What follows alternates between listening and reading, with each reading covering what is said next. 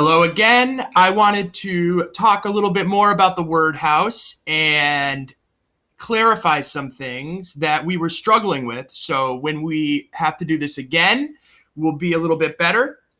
This is exciting for me because reteaching is such a big part of teaching.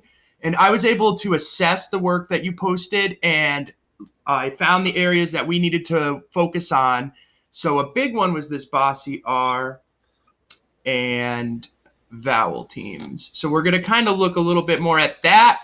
First off, let's just review what we have to do before we put a word into the word house. We have to make sure it's a one-syllable word. If it's more than one syllable, we won't be able to put it in a room. We'd have to break it up into its syllables. So that's why we're starting with one-syllable words. I noticed some of you put multisyllabic words in. And remember how to count the syllables. You can either clap them out or put your hand under your chin, say the word, and see how many times your chin hits your hand, and you'll know how many syllables. So really make sure you're starting with one-syllable words.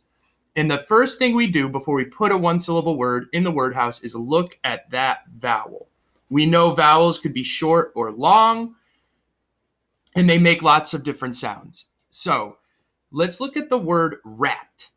Now, it does have an R in it, but is it a bossy R? Is the R controlling the vowel sound? A bossy R would sound like R, A-R. The R would come after. So rat is actually in the closed room, even though there is an R.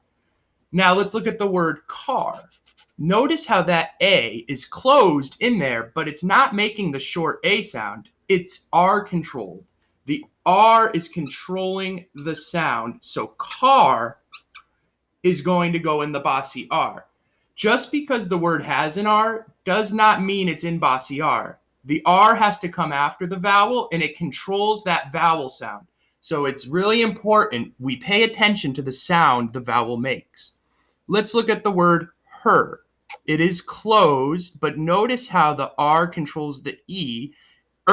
It makes one sound there. There's only two sounds in the word her, even though there are three letters. In the word rat, at, there are three sounds. The R controls the E in the word her. That's why it goes into the bossy R.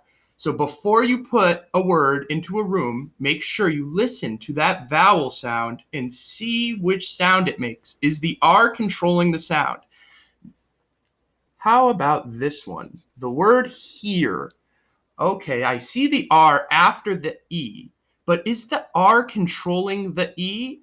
Is it making the sound? It is not. And notice there's a silent E at the end. The first E is long. Here is actually going to go into the magic E room because it's that long E, even though there's an R after it. That's an example of magic E.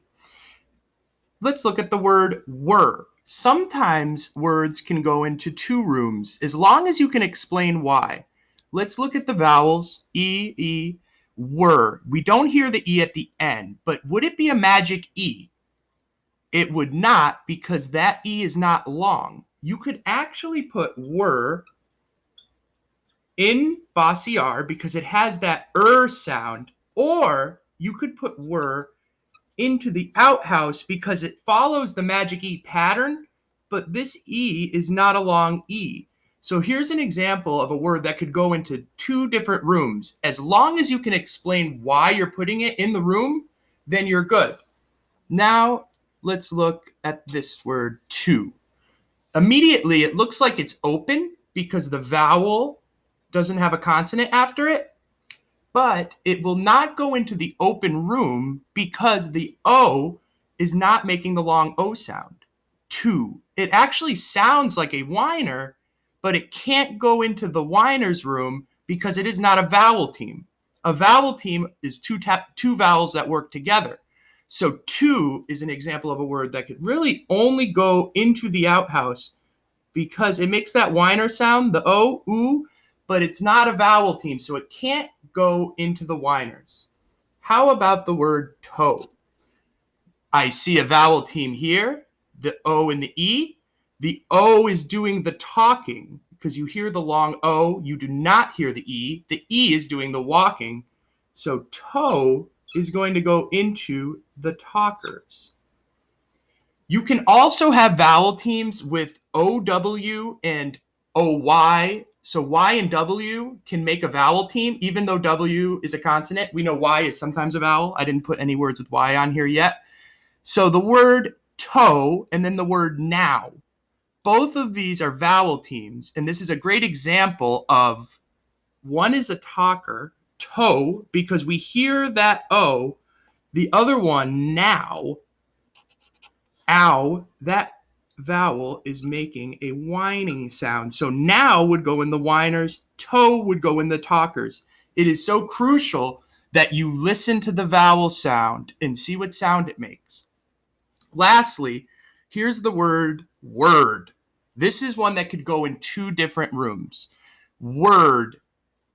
The R is controlling the vowel sound, but it's not making that OR sound. It's making the ER sound. So word could go into the outhouse because it's making an or it could go into bossy R because the R is controlling the O, even though it's not making the traditional OR sound, it's making the ER, but the R is still controlling the vowel sound.